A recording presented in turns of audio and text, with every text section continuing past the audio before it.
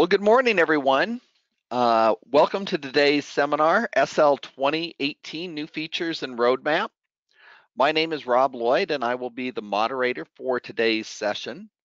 Jeff Suin, the Dynamics SL Product Manager for Microsoft, will be the presenter for the webinar today. We have quite a large number of attendees that should be joining us. We had 70 registered, so we'll see how many make it here. It's still a little bit early, although it is 10 o'clock. So to be respectful for everyone, what I'd like to do is get started right away. But before we do, there are a few housekeeping items that I'd like to make sure you know about so you can best participate in today's session. If you'll notice the right-hand side of your screen, that's called the Attendee Control Panel. At any point, you can click on the orange arrow icon, that's called the Grab tab, that you can expand or minimize this panel. If you want to see it for the entire of the session, you can right-click on it and then uncheck the auto hide option. The reason that's important, this control panel you'll see is where you can ask questions and things.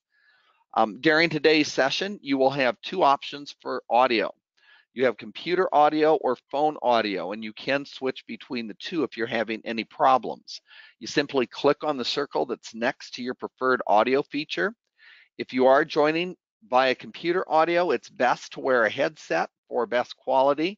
And if you are joining by phone, you will have a unique PIN number that you received when you registered, and that will enable the muting and unmuting controls. Just as a reminder, everyone is automatically muted.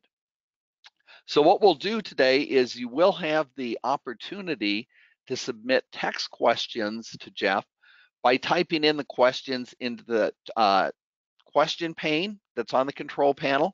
You can send in your questions at any time. If I can answer them during the course of the webinar, I'll do that. Otherwise, we will collect them and address them at the Q&A session, which will be at the end of today's presentation, unless Jeff has some different points during the presentation that he'd like to open it up for questions.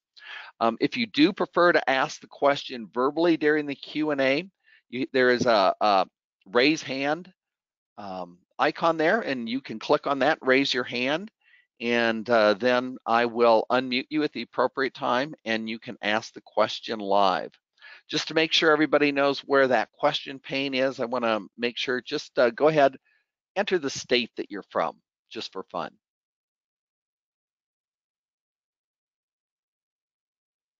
Welcome, North Carolina, Arizona, Washington, Michigan, Minnesota, Alaska, Idaho, Kentucky. Oh, we have somebody from the moon here. We have Zimbabwe, California, Texas. Okay, very good. Everybody has the idea and you know where that is. So does anybody have any questions? If you do, you could raise your hand. I can answer it or enter a question into your question pane. We have a lot of material to cover today and it's a great agenda. So I'd like you to all sit back and relax and enjoy today's webinar. I'll turn control over to Jeff so we can get started. SL 2018, you're now clear for takeoff. Roger, Rob, thank you so much. And thank you everybody for taking the time out of your busy day to learn about what's happening with Dynamics SL 2018. First of all, thank you for your time. First of all, thank you for being a Dynamics SL customer and thank you for being a Synergy customer. You guys have chosen a great place to be and a great product to be on. So what's the agenda? We do have a lot to cover today, so Rob was not joking. We want to really give you everything, what's happening in the SL world, what's happening with SL, what's going on. So we're going to highlight Lifecycle. What does Lifecycle mean? We'll talk about in a second. What version of SL are you on and where is it in its lifecycle? We'll talk high level about the themes of SL 2018 and then kind of dig right into them. Some of the things that are going to be in our themes around Power BI, Apps Flow, additional things that we're doing around our web apps. And then we'll give you an early list of rich client features. Why early? Well, we'll talk about that here in just a second. And then we'll end with a roadmap and a early look at the next release of SL 2018 CU1, scheduled for the time frame, and I'll show you what's currently on the list, always subject to change, and we'll kind of talk about what's coming there. So lots to talk about, and let's go ahead and get started. The first thing, let's talk about Lifecycle. Now this is a Lifecycle for Dynamics SL is the same for any Dynamics product that we have out here. You have something called mainstream support and extended support. Mainstream support and extended support. So where do you fall in this line? Are you on Dynamics SL7? Well, Dynamics SL7 has gone outside of that life cycle. So you get 5 years of mainstream support and 5 years of extended support. Well, since SL7 released, we've now gone past that 10-year. So right now, if you're sitting on SL7, you currently have no official support from Microsoft on your product. So the support has ended, and we definitely want you to start moving up to the latest and greatest version of SL at this time. Now, if you're on Dynamics SL 2011, you are on something called extended support. Now, what extended support, it means at the time when a product is in extended support, as we said, it's 5 years, but during that time, you no longer will get hot fixes and there are no year-end updates available for that version of the product. What is that? What is a hot fix? Well, a hot fix would have been when the product was built, is there a new feature or functionality that was added that might have changed the way it's working or stopped the way it was supposed to work? So if you find that, then you can request what we call a hot fix to be able to be added to the product to fix any issues with anything that's been added. So if you're an SL 2011, no longer can you get a hot fix. You can no longer get any year-end updates would be the things that you get at the end of the year for your W-2s, W-4s, 1099 stuff. So we do not provide those if you are on extended support. Now you do though have the ability to get support. So if you needed to get support other than going through Synergy, you would be able to go directly to Microsoft if you decided to. Now, mainstream support. If you are in SL 2015, you are still in what we call the 5 years of mainstream support. So that means that you too get the option to request a hotfix and you do get those year-end updates. Now, where do we fall in that time frame? For SL 2011, we see extended support will continue through 2021. So definitely want to start looking into upgrading. For 2015, you want to go ahead and you're on mainstream support through 2020. So you still have a year or so, but definitely you want to start looking into upgrading here in the current year or in the coming year to get sure you're up on the latest and greatest version of 2018. Because 2018, you now have mainstream support through 2023, and you can see the extended dates. So if you have any questions, talk to Rob, talk to your Synergy contact about where you fit in this whole life cycle. Again, this is not this is to basically give the information so you can look at your version. Obviously you're on 2011 or definitely on 7, you have to move up real soon for 7. 2011, you probably definitely want to be focusing on. 2015, it's definitely something you're going to do here within the next year. It's already 2018, we're already halfway through 2018 and you need to be practicing or planning to move up to 2018 here in the near future.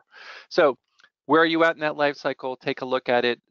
Rob and team will be providing you these slides at the end of the session, but where are you in this life cycle? And then start up a conversation with your Synergy contact to understand what you need to do to start moving forward. All right, so that's life cycle. Next is SL 2018, obviously the reason why we're here. So the SL 2018 product released back in May of this year, so just a few months before. And obviously, like most things, it's a new version of SL that's available for you to install. But there's something that we did different with this release, and it's a lot different than we've done in the past. Usually what happens when a new version comes out, like 2015, you'll hear me talk about all these features, and then we kind of disappear for a couple years, and then we come back and provide you new features, 2 or 3 years later. Well, what we've done here is we're changing this based on some things that we've learned and kind of the way that we all kind of work in our lives nowadays. We are all very familiar with whatever device you're using is getting updates and updates to your system almost on a monthly basis. And we've done that actually with our web apps, which we'll talk about in a second. And based on the great feedback we've got around web apps about being able to address and add new features on the fly, we're kind of applying that kind of idea to SL. but obviously SL is something that takes a little bit longer to deploy. So we're going into what we're calling roughly a quarterly release. So every three to 5 months, we'll be coming out with a new release of SL. And the benefit of it is it allows us to go ahead and start adding new additional features onto the product as we get feedback through presentations like we're doing today. So many times I give these presentations and people like Rob and Synergy will get a request, hey, what about this or what about that?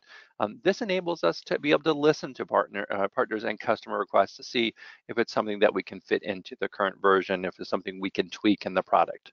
So this is very different. So what this means is that, again, it came out on May, but we're getting ready to release a fall version of SL 2018, which will actually add new feature functionality, which will kind of hint onto what those are here at the end of this session. So very, very different. So what you're going to hear today when I said the current list of items, I kind of cut them down based on who I'm presenting to, but you're going to see a list of some items that are in there right now, some items that are coming, and then again, we don't know. There could be new items that we hear that we need to add that we'll be able to add going forward. So very, very different. You might say, well, Jeff, how does this work going forward if I go on to the fall release, and I have to do new releases on top of it? What it's going to happen? Well, we're going to generally build it so that it can be laid over top of your current SL28 release, so it'll make it easier to upgrade to newer versions going forward in the 2018 life cycle. So a lot to gather there, but again, just know that this is new, a new way we're doing things. Here are some of the themes that we've kind of been working on. Starting from the left-hand side, enhanced query and preview. One of the things that we've had a lot of great feedback on are from the SL 2015 release with quick queries. We did a quick query and preview screen, and we're going to be adding new quick queries, adding this new query and preview screen. I'll show you pictures of what I mean about those things here in about 10-15 minutes, but know that we're continuing to enhance those areas. So if you're familiar with quick query, know that we're continuing to enhance that area. The next, an area that we've been asking for as long as I've been around, is being able to add approvals to some key processes. Like if I'm going to go ahead and create something to pay somebody, I'd like to make sure we approve that we should move forward with actually putting these items into the system and making sure they're okay before we actually approve them. So adding approvals to areas of SL, we've done it to one area here initially in 2018, and we'll add it to more. And again, we'll demonstrate that to get your feedback on that as we here in about 15-20 minutes. Next with web apps. Now, if you haven't heard about web apps is the way that we've created the interfaces to remotely access Dynamics SL outside of the standard rich client. Hopefully you've seen those as well, but that allows us to go ahead and provide you with the ways to do that.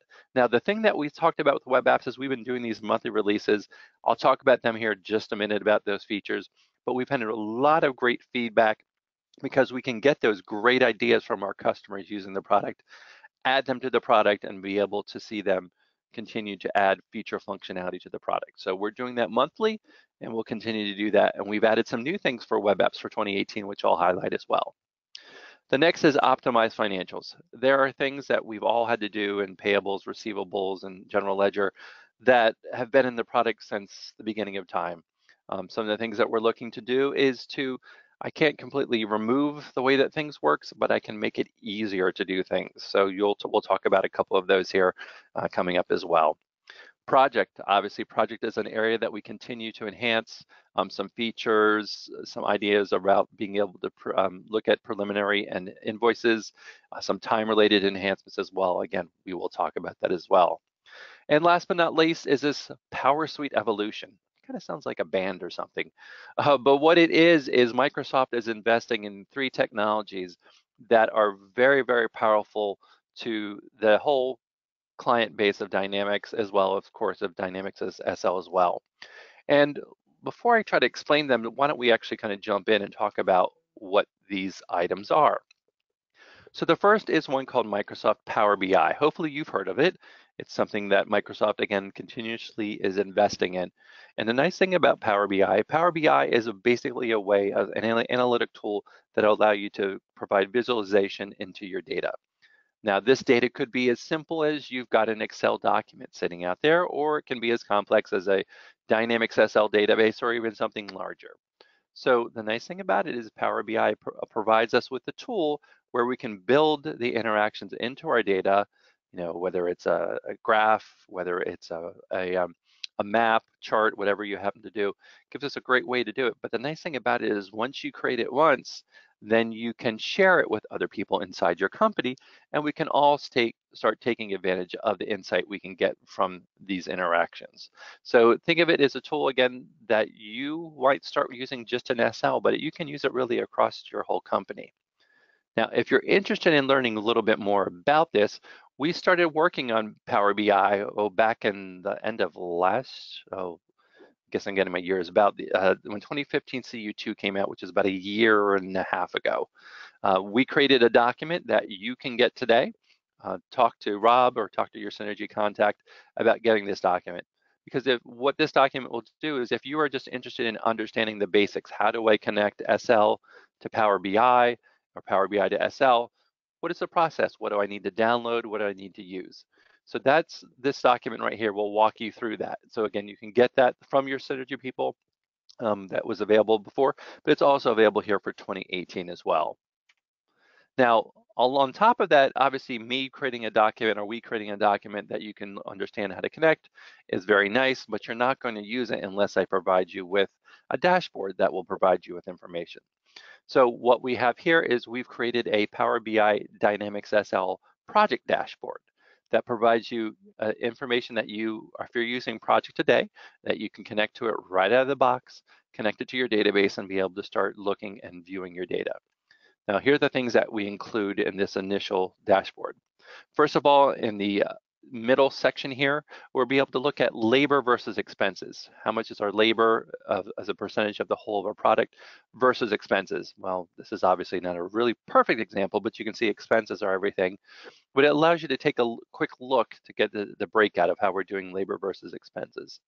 Dropping down to the bottom, we're looking at our gross margin. The solid blue line is showing me the gross margin for the current month, and the green is showing me the previous gross margin.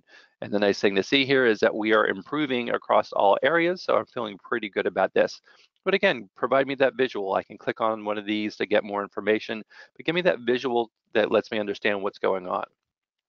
Now, up here in the upper right-hand corner, the revenue, labor, and expense, this is a actual interactive KPI that allows me to look at the high level. And the idea behind this one is to show me all the different project managers that are out there and the people that are under them and what we're doing as far as revenue, labor, and expenses against those. And then it allows me actually to drill down into specific people and see how we're doing, even down to here. I can see for a specific person at the month level. So you've got a lot of great information, as well as seeing a top level. So give me the top projects by revenue. Again, this is delivered to you. You can install it. You can then take it and kind of run with it and edit it and make changes. Now, one of the other powerful things about Power BI is it allows you to add in what some people call slicers. And the idea behind that is that you could select a specific year. I only want to see data for a specific year to have it report on, or a specific period or set of periods. And what's the ranking I want to see? I want to see the top 10, the top 5 items, whatever I want to do. So you can interact with that data as well. Now, there's some additional things that we've done as well. We've created another exact copy of this dashboard. This is a month-to-date dashboard. If we go to the next one, this is an inception to date. Now, what does that mean? That says, give me that same information, but show it from the beginning of time for this project, not just the latest month, but show me from the beginning of time to the current period. Same type of information, just presented to you. It's slightly different because it's getting a larger span of what's going on with your project. And last but not least, this third one is a project dashboard that allows me to look at top projects and bottom projects, top project managers and bottom project managers. Now, what would be the benefit of this? Well, if I go ahead and look at the top, then I can see who's doing well, but also make sure that they are getting the resources they need to continue to do well. And if they're in the bottom, I can kind of look at, hey, what's going on here with this project or this project manager? What do I need to do to provide more people to help them get out of the bottom? So it's a nice little ability to look at those tops and bottoms, those outliers, or to understand, okay, what's going on with them and what do I need to do? Now, this one, I love the slicers that come with this. So there's so many different versions. And I know it looks like you only can click on one at a time, but you can actually click on multiple. So I could click on the revenue, the expense, and the labor, a project a day, and have them all kind of overlay just to see how it all looks together. So a lot of powerful things around that. So these are available today. You can connect them to your SL 2018. As a side note, you can also connect them to 2015. And for the SL 2018 CU1, which is coming out, we're going to be adding more dashboards, some customer and project and vendor type dashboards to, again, to get you started. And the idea behind this is to show you kind of the value add and the things that you can do with it. And then if you like what you see, either on your own, but more than likely the best choice is to go with Synergy to talk to them about what you like to do to kind of take it to the next level or to make it more specific to your product. The same way we work with Dynamics SL. We provide you a great core product, and working with Synergy, you can customize it and get to work what you need for your specific industry. So what we'll be doing here, as I talked about, we do have some new dashboards we're coming out. We're also coming out, not to get too technical, something called OData, which will make it easier to connect and deliver installation packages to you going forward. And I'll kind of leave it high level like that. And if you need to learn more about what this means, as this becomes available, OData is probably a CU1, CU2 timeframe. The idea, again, is just to make it easier to deliver content to you in a common way that'll make it easier. So we'll leave that as that, and we'll continue on to our next thing for Power Apps. Now, what are Power Apps? Power Apps are basically a new way to interact with your data. And we are very used to the idea that everyone on this call has interacted with Dynamics SL data. If your payables, if your receivables, or your project, you've had to run a report or a quick query that provides you information and answers questions to what you need. And a lot of times you might say, you know what I'd really like is I'd like an app that allows me to view XYZ. So when I'm out on the road or when our people are here or there, that they can quickly access it and view the information, and I don't need them to get into SL to see everything. I just wanted them to get into a specific area. They can view what they need to do, take action on what they need to do, and move forward. And usually what that would, in the past, that would mean that you'd have to develop some custom app and build a lot of time and try to figure out the best platform to put it on and a lot of stuff.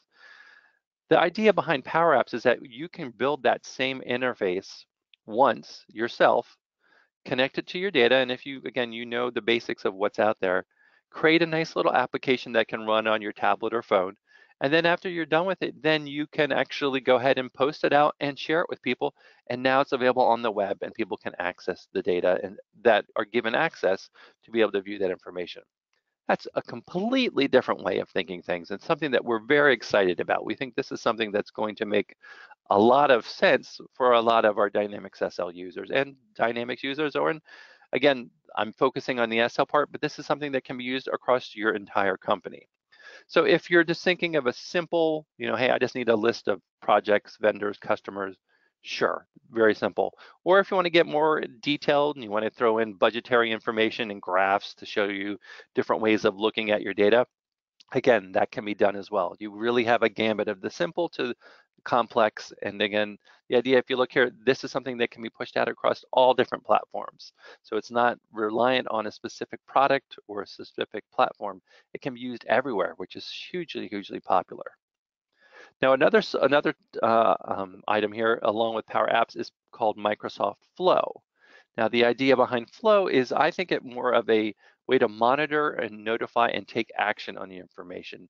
Slightly think of it a little bit of workflow as well. So it's a way to be able to take a look at your data, in this case, focusing on the SL side, that you can look at. Now, what comes with Power Apps and Flow are built-in templates that connect to a lot of popular services out there. There's one that connects to here. I could set it up that there is this Microsoft Flow that will be sitting out there, and then I can have it let's say every morning at 8 a.m. I want it to text me the weather forecast as I get up in the morning to know exactly what's going on, or maybe other things like that. So you have that capability built already into it. Now, what you can also do as well is, because it's, again, Power Apps and Flow are built to connect to anything, we can also connect it to SL as well. Now, one thing before I show you the demonstration of how it works with Dynamics SL is just to kind of give you an example of some of the things it can do just out of the box, which, think about it, this can also work with SL as well. So for example, let's say that we use Twitter a lot at our company, and going ahead and tracking what's going on in Twitter is very important. So out of the box, there is one that can connect to Twitter.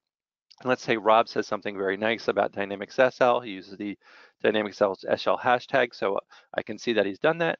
And I can have it set it to automatically email him when he does so to say thank you so much. And did you know, you can find more information about SL here on customer source or something like that. So I can have that automatically set up. At the same time, I can have it set up that when those things happen, that I can collect his information from his Twitter and send it to in an email as an attachment, let's say a CSV file, that I can receive that and get it as an email attached to it saying, hey, this guy Rob said something very nice about it, and we can take a look at the information. And the nice thing about it is that these information here can be a actual email that I get that I can send to somebody. So let's say I get it in here, I see that Rob said something very nice about it. I can give him the thumbs up, this looks really good. And I can actually send that into some type of repository. It could be in Dynamics SL, it could be in Dynamics CRM, it could be anywhere. So you've got a lot of different opportunities there with Flow. Again, the big thing to push is that, again, it can be available anywhere. Web apps, phone, whatever you happen to have. You have the ability to get it. And again, a lot of templates are built around it that are already out there. But what we're going to talk about now is how does this work in the Dynamics SL world? So giving that quick, hey, these are really cool features, are great to see and great to know that they're out there. But what you're going to want to know is how does this work with my Dynamics SL? So what I wanted to do is I spoke to the developers and I said, hey, listen, what I want to have is I want to have a solution where we can show the benefits of what Power Apps and Flow together can do for you. Just like we created a Power BI dashboard, I said we need to do the same thing. No one's going to want to use it unless I can show you them the value add. And this is something that is available to you for free. So the idea around here is accounts receivables. I want to be able to view customers and how much they owe us. I want to be able to get contact information about them. I want to be able to do things remotely. In this case, we can do an aging remotely. And I want to know when agings are run. I want to be able to know that someone who's run it. I want to know what those results are. So that's what we kind of built right here. So the first thing is that when we did it, we built two versions of what I'm going to show you today. I'm just only going to show you one, but just to show you, there is a version of this that is built for a phone. And you can tell, obviously, it's for a phone because it's very narrow. It's not very wide. I know that you're on a phone, you don't have a lot of area, but I can quickly see, here's the AR customer balances. I can see the customer ID, the customer name, and their outstanding balance. I've got a little icon that's in red that lets me know that, hey, this person happens to have a balance sitting out there, so you might want to check on them. And I can quickly view that information. Now, we've also created this same thing in a tablet form, and that's the one we're going to use today. Now, what's the difference? Well, obviously, I have got a lot more real estate to work with. So it makes a lot more sense to put this onto a tablet or my desktop because now I can see a lot more information at the same time. What we can do here, I can search for customers. I can type in a specific value to get right to them instead of having to go ahead and search and scroll through their screen. I'm seeing a upper information, the current balance, basically the amounts by days that are out there. Now, once I'm seeing here, I can go ahead and drill down. Let's say I want to look a little bit more at Baldwin Construction. I'm actually drilling into another screen inside of Power Apps. So I'm able to see one that I've built to be able to show you some high level information, a graphic, and also the actual numbers that are sitting out there that go along with this. So we can see the current balances. Over here on the left-hand side, I also have their information, customer ID, if they're at a contact name, email address, phone, and so forth. All that information being displayed here on the left-hand side. And I've also got these icons. And these icons have been built so that if I'm on a device that actually has the ability that I could click on that icon and I could actually email somebody directly. So I have that capability right inside of here as well. Now, the next step might be you might look and say 408,000. I could have sworn that we just got a check for 300 or $350,000. I don't think we've actually run our AR aging. Now, this happens to be able to be a process that's run inside of SL that we can actually access remotely. So if I click on the AR aging process, it's going to bring me to the standard screen where it says, okay, which statement cycle would you like to run it off of? So I'll choose the appropriate statement cycle. And then I'll click on the execute AR aging, and then it brings me to the screen just as you would always expect. Are you sure you want to do this? And so right now, as we've been talking, I've been demonstrating that that's all inside of a Power App. Now what I've got set up is that it's Power Apps and Flows can actually work together. So I have it set that whenever someone hits the execute button, that I want to shoot off and start a flow. And what I want the flow to do is to take the results of the aging, put it in an email, and then automatically email it to someone. So if I click the execute button, what I'm showing you here is the resulting email that gets sent out. So it shows me the email, it gets me a little bit of text, and then it attaches the AR aging schedule at that time. So if I go ahead and open it up, again, we just threw in everything. Basically, if you're familiar with the AR aging quick query that's in the system, that's pretty much what it is. It's just dumping all the data into an Excel file for me to go through, and I can choose at a later time as I use this, I might choose to hide some of the fields or get rid of the things that I don't need, which is perfectly fine in the way it should be built. And then the next thing is to say that once you get that email is you can actually put action items into the emails. So I might set it up in the system that once I get this, I can put in a button, because if I'm constantly sending this to my manager and I want to look at it first, I could click a button that automatically sends it to my manager, or think of anything that you want to do. Again, these are just examples so you can look at them, but it has the capabilities allowing you to interact with it.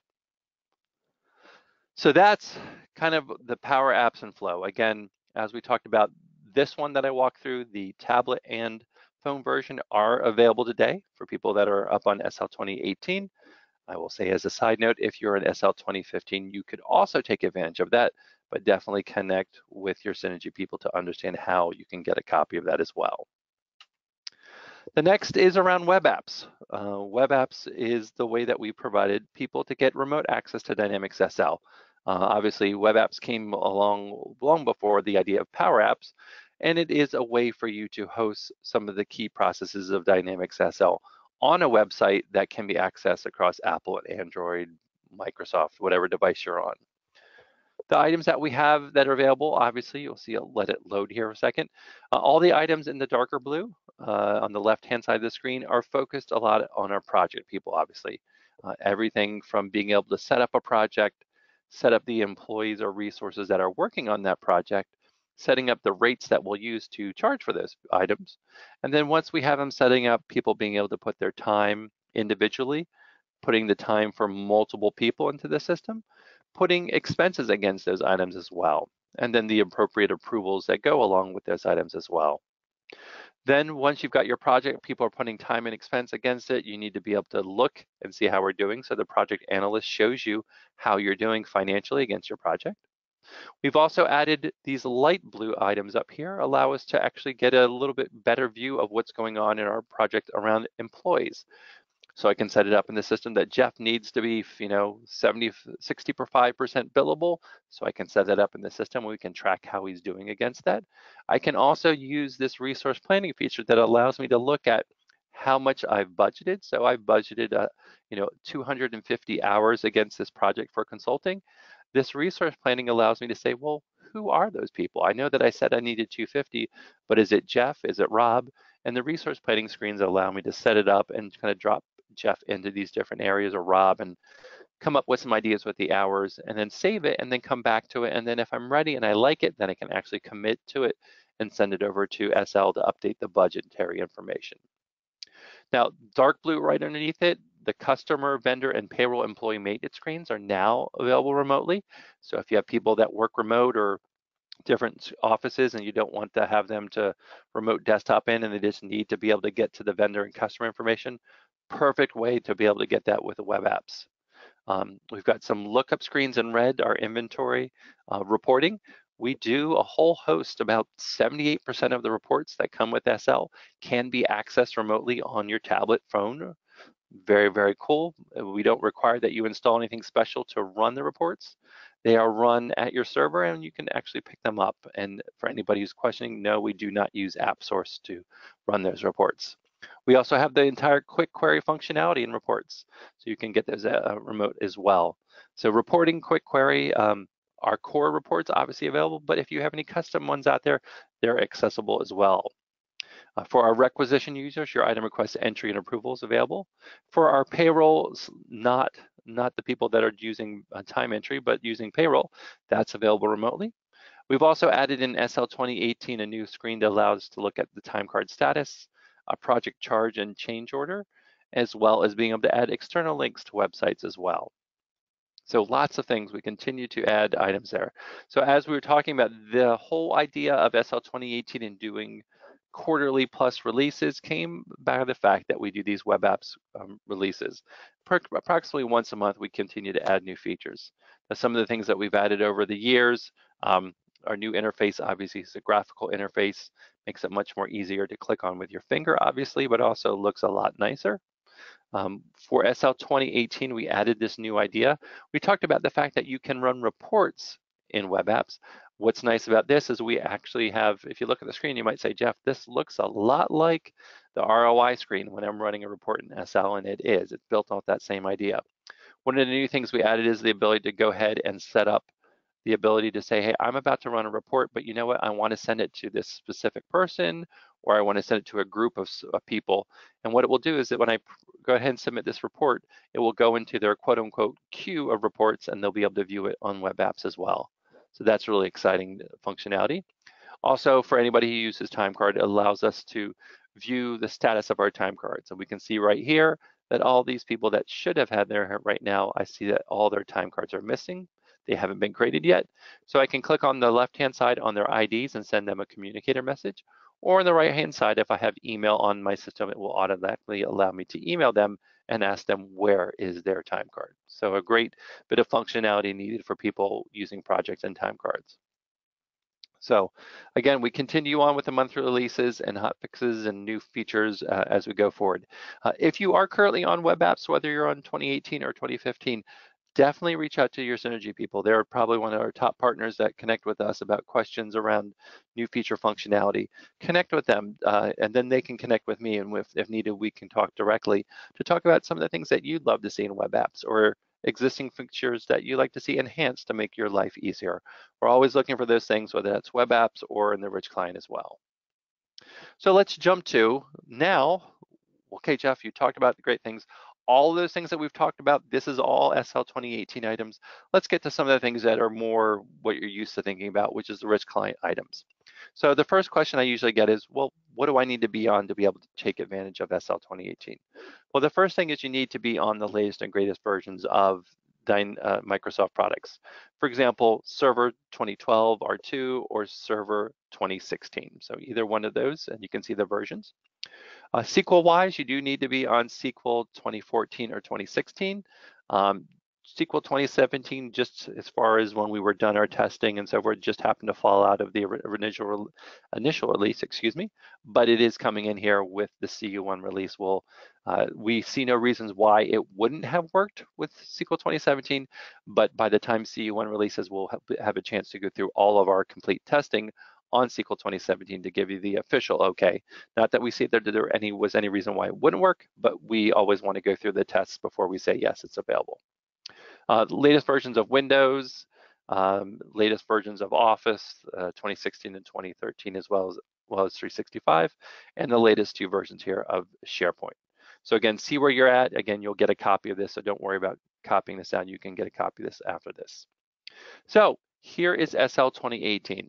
Sometimes I like to say the more things change, the more they go back to the way they were. I don't know. In SL 2015, we had color icons, and for some reason with the new Dynamics logo that we have, two color is kind of where it's at right now.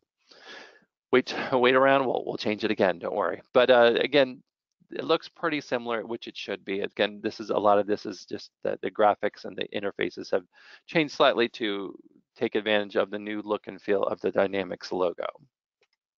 So the first one that I want to talk about that is available today is around approvals. We talked about the fact that we're adding approvals, and this is what we're talking about. The first place that we've added approvals is the voucher and adjustment entry screen.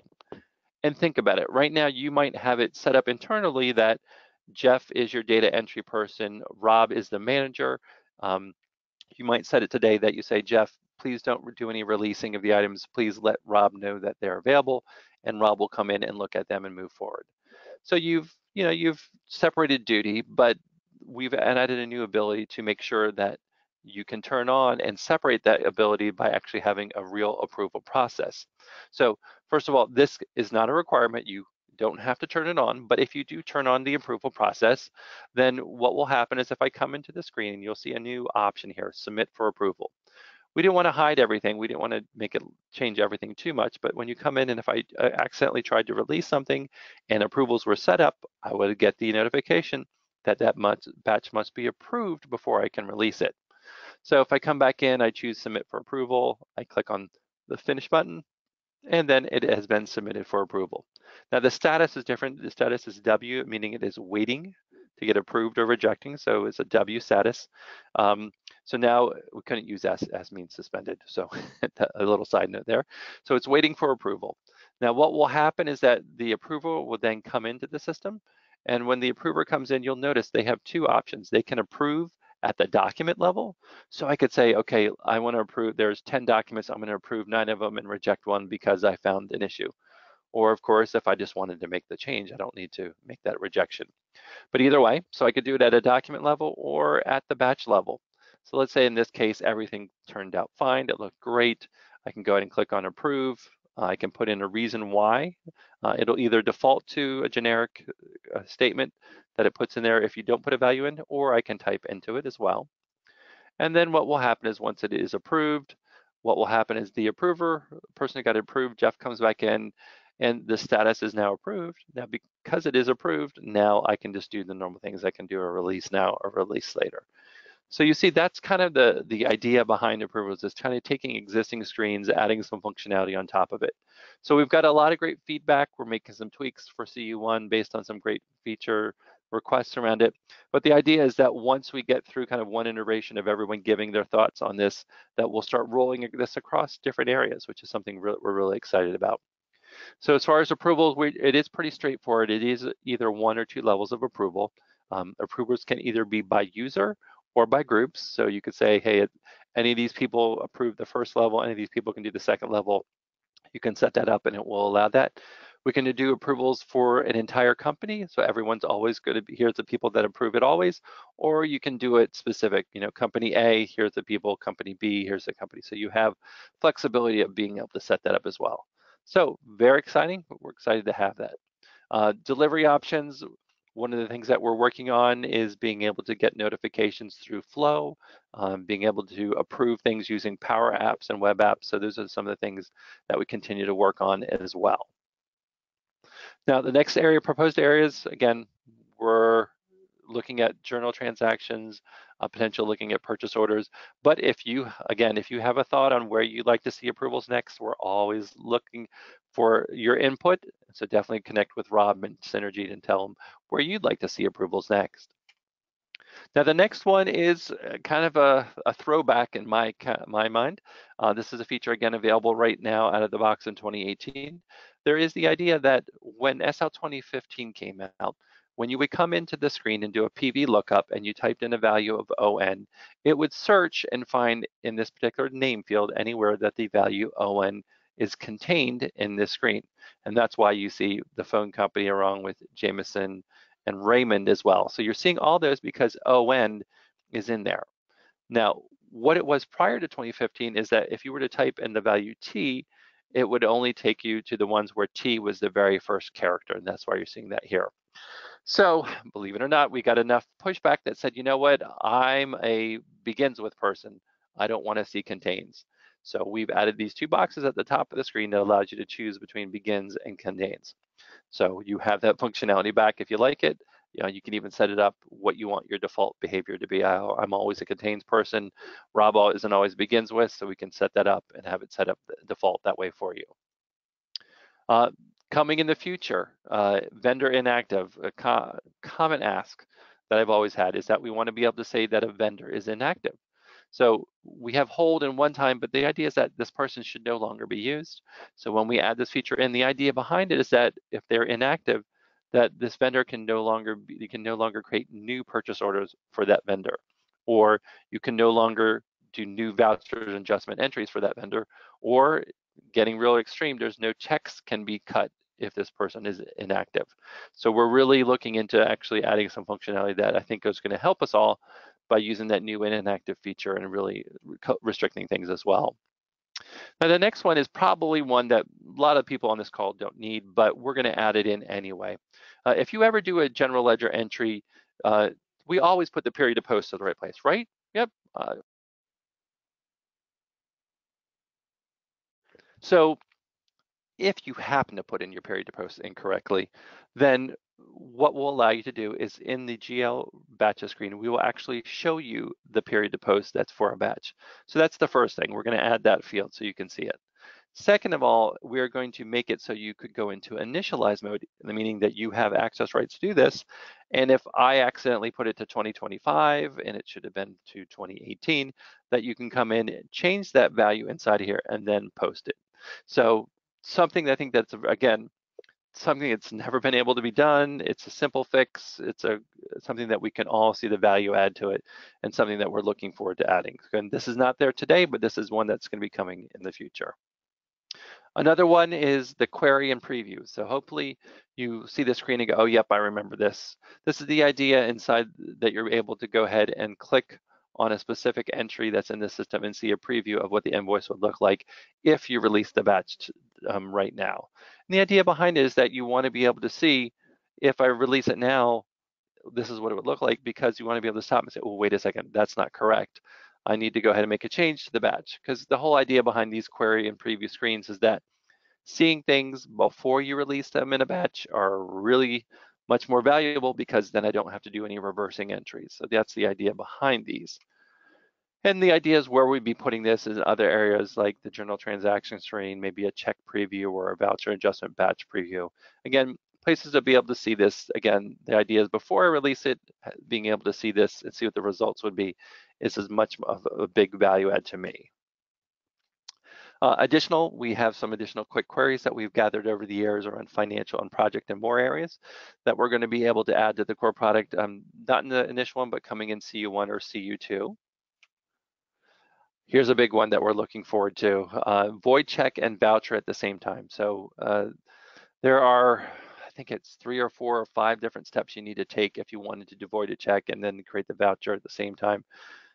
Basically, we looked at a lot of processes where it takes, 3, 4, 5 steps today, and we want to go ahead and create solutions that make it, for the end user, a one-click. I can't change the underlying what needs to be done, but I can change the way you get there, so you're not making as many entries yourself. So that's a big one as well. And always the fact that we have to print out those zero checks for a lot of those items is removing that need for zero checks for you to actually physically print that out. So either using a different check number system or whatever, but getting rid of that need to print out zero checks. So I'm looking forward to that one as well. I didn't know the audience, so there's one, I left one in here for service. In service series, when you load a service call into the area, it defaults to a site ID that you select. If you happen to select it incorrectly, right now you're locked into using that and you have to kind of kill the service call. We're going to be able to go ahead and look into enabling that field to make it possible for you to make a change before you go too much further in that process. Other areas for our project people, being able to enable some fields that currently get disabled. One of the big things of web apps is that you can put in your travel expenses, you can put your attachments into the system and have them flow right into SL. The problem is that if we go ahead and we move forward with this, these icons unfortunately become disabled, so you can no longer view the receipts. So we're going to go ahead and turn them on in the screen, because it makes a lot more sense to be able to view them, so that even if it moves forward, that I can open up, view that the receipts were with the expense report and be able to view them, print them out, or whatever I need to do with them. So we'll be adding that in there. The end date.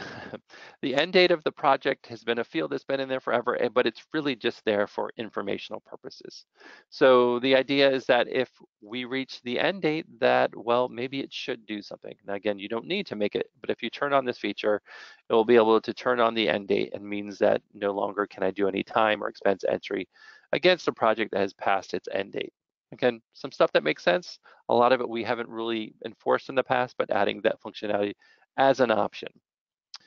Week maintenance. If you've ever had to do demonstration of, which I do all the time, of web apps, making sure that I'm setting up my week maintenance is always kind of a problem, not a problem, but it's not the easiest thing to do. So we are looking at creating a brand new screen to make the setting up of that stuff easier. So I can go ahead and put in my date range. What's the beginning day? What's the ending day of my week? how frequently, setting up that information on a screen, clicking it on a button and having it populate the grid for me or populate the information, and then I can view it in the week maintenance and make adjustments. But the idea here is, especially because I do this a lot, is making it easier for the end user to do that. For my invoice project people as well, invoice and adjustment postings, right now you can only choose what you want to post based on sub account or the biller and so forth. We're going to be able to add additional fields like project and invoice that will allow you to set those up and choose exactly what's posted as well.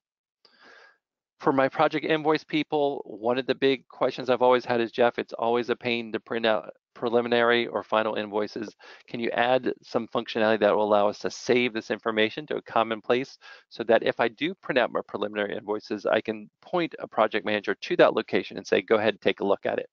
So that's exactly what we did. We're going to allow you to print out these automatically to one location so you're not constantly having to export them out. Secondly, we can even save it to a Docker site for a manager or a Docker site for a project. So you can point people to a location on a SharePoint site to be able to store and find that information and be able to pull it up. So I'm very excited about that. That's going to help us with some other things that we're going to add in web apps down the road. So that's just a look at some of the features, as I said. Those are the ones that I kind of cut out for today's presentation. Again, we continue to look into adding new features. If you happen to have any ideas, definitely reach out to Synergy and Rob to talk about what additional items you'd like to see on to there as well. So this is the roadmap. We've been sharing this for the last year or so. Again, with SL 2018 just releasing, as I said, there will be a CU release here coming in the fall timeframe. The next CU release is roughly, the fact that we're falling a little bit into the fall timeframe, probably end of this year, but more than likely beginning of next year will be CU2. Again, we'll add any of the features that don't make it into CU1 and continue on from there. So there's a continued roadmap, continue new features being added to SL 2018. And that's, again, what we're saying here with this slide. So with that, I'm going to give you a kind of a preliminary look at what's coming. Don't hold me to this. That's why it says preliminary, because every day there's something new that we have to do, add to the product, and things switch and change. Some of the things that we've got initially slated on the technology side is that OData connector that we talked about. That might slip because there's this new thing that just came out that I updated the slide with, which is TLS. And TLS is a new version of TLS that, I don't want to get technical, but it is a security thing that we have to rebuild SL to work with this latest version of TLS, which might push a couple of these items back. Obviously, SQL 2017 officially saying that we support it.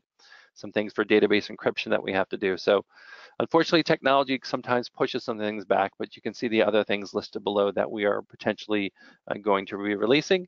Anything that doesn't hit the CU1 now will then just be pushed back to CU2, which, as I said, it's going to be Q4 this year, but more than likely probably Q1 of 2019, and then we'll do the next CU, roughly 4 to 5 months after the one that gets released in 2019. So lots going on. And again, just to make sure you understand, if you go up to 2018, CU1 or whatever you choose, the idea behind these subsequent releases is that they will be able to be installed on top of it. So you can choose when you see a new feature functionality. It's not going to be, the idea is that it won't be a full uninstall, reinstall. It'll be something that you can lay on top of it and continue to take the benefits of SL 2018 as new features and functionality are added. Now, with that, I want to thank you guys so much. I tried to go as quickly as possible. I was looking at the time to make sure that we have some time. So Rob, if you could come back on and help me out with seeing if we have any questions that are out there before we end. You bet, Jeff. Hey, thank you. Great presentation, lots of great information. We will now open it up to Q&A. I'm going to start by reading Jeff some of the questions that were presented in the chat window today. They will be addressed, and as a reminder, you can submit questions through the question pane. If you want to ask live, raise your hand, and at the time I will unmute you. If you don't want to participate in the Q&A session, I want to thank all of you for attending today's webinar. Once you leave the webinar, you will receive a survey on the presentation, and we'd appreciate it if you would complete it and provide that feedback. So with that, also point out on the screen your contacts, Cindy, Donna, and Frank, and me as well. I'm going to go ahead and read some of the questions now for you, Jeff. All So the right. first one was, oh, and let's see, what was the first? I think it was in regard to Power BI. Connie, you can remind me if it's not. They're wondering if it works with SL 2011. Uh, the content that we have provided, the Power BI dashboard, it does not work with SL 2011. The dashboard that we created is reliant on some functionality and things that were added in 2015. So out of the box, the Power BI dashboards and the dashboards that we're creating probably won't work with 2011, though that doesn't mean that you couldn't start from scratch and connect to SL 2011 with Power BI. That's possible. It's just the content that we'll be delivering probably will not work out of the box. So you could get that document from Rob and team to learn how to connect, but a lot of the stuff that we're delivering will not work with it. Will that work with 2015, Jeff? Yes, 2015 and 2018, yes. Excellent. Okay, well, that answers. And do you have any other questions, Connie? If so, just bring them on through. Thank you. Now we have a question in regard to the Power Apps. Mm-hmm. Are they integrating without apps or are they native in SL? Meaning, can we do timekeeping in SL 2018 or do we have to keep using our other timekeeping software and then export import type of situation? So for time entry into Dynamics as you really do have a myriad of different ways to do it. Obviously, SL in the rich client, you can do time entry there. With web apps, you can do it through the web app solution. There are many third-party solutions as well that connect, that do it a couple different ways. Some do it directly, some do it like you're talking about where you have to export and import. So you have that option as well. Could you, in theory, create a Power App to do that? Potentially. There's a lot of things that I don't know if I'd want to create a full-time entry system using Power Apps, but if you needed to look up some information about your time card, I think that's definitely doable. There's just a lot of things that it doesn't know about as far as business logic, when can you choose this project, when can you choose this task. Um, but if you are using a solution right now where you have to export and import, definitely contact Cindy, Donna, and Frank to talk about all the different options that you have in case that's something that they can help you out with as well. They would prefer to do it in SL, so thank you. All right. Okay, next question. The SharePoint listing showed 2013 or 2016. Mm-hmm. Does that include SharePoint Online? Yes, good question. That is, I maybe need to update my deck. So yes, it would work with SharePoint Online. So if you're using Office 365 / SharePoint Online, it can connect to that as well. Yes, good question.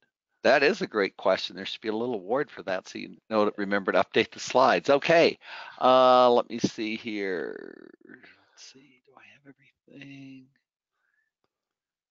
And just so everybody knows, you will be able to get copies of the presentation. I also have recorded the web session. What? Just, you're recorded. It's on tape. You Oh better watch no. Oh out. no. I hope I said everything right. I hope so too. Let's see. Aaron has a question. Can you use the current timesheet entry portal with 2018? Yeah, the web apps timesheet entry. Yes. Yep. So we've actually enhanced it even for, and I didn't do a lot into web apps, but we are doing presentations on web apps. Rob, can I promote DSlug on this? Is that okay? Oh, absolutely. So Most that of our clients are all involved with DSlug, I so that's one of the things that I love about Synergy. If you haven't seen it before, we're going to be doing 2 sessions on web apps coming up. One is going to be an introduction to web apps for people who just haven't had a chance to look at it, and one's going to be more of an in-depth drill into some of the enhancements that we've been doing in SL 2018 as well as recently with 2015. So if not, another thing to do is definitely reach out to Rob, Cindy, or Cindy, Donna, or Frank to talk to them about just what it can do for them. They've got a lot of customers that are on it, and they can kind of talk them through it as well. right, we might have to do a session on it. Have we done one with you on that? I'm trying to remember. It might be in our It's been a library, while. but Yeah, it's probably in the library, but I'd be happy to do another one for you, Rob. oh, I know you do great work with that.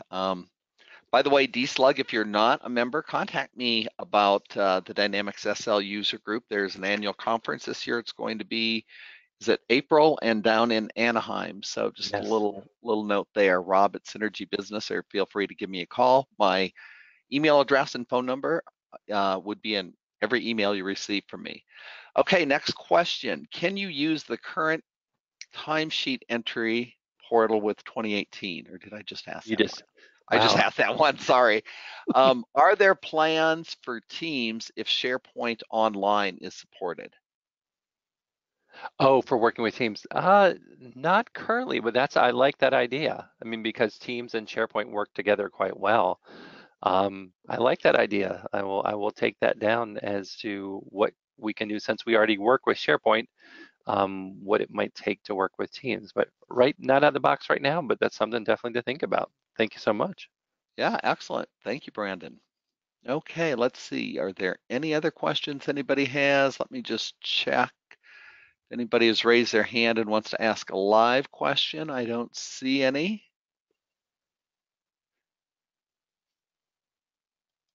Okay, are there any other questions here while we have Jeff on the line?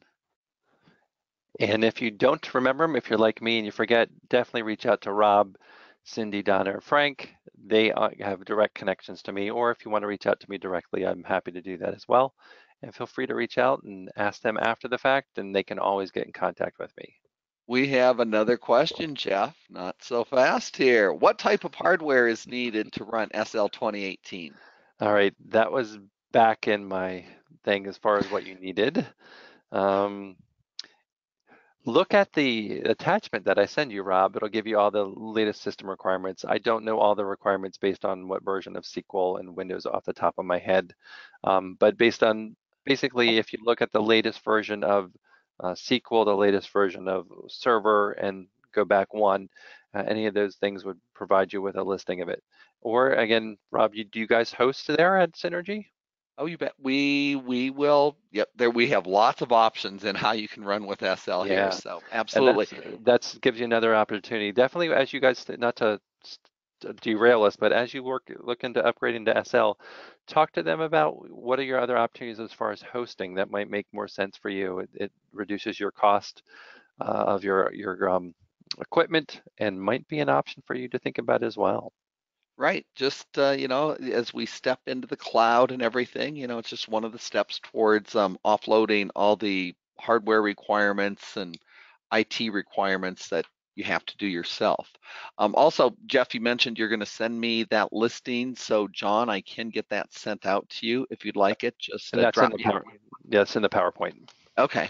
Excellent. Okay. Any other questions here? We still have a group of 39 folks online who are, you've captured their attention. As they've captured my heart. All There righty. you go.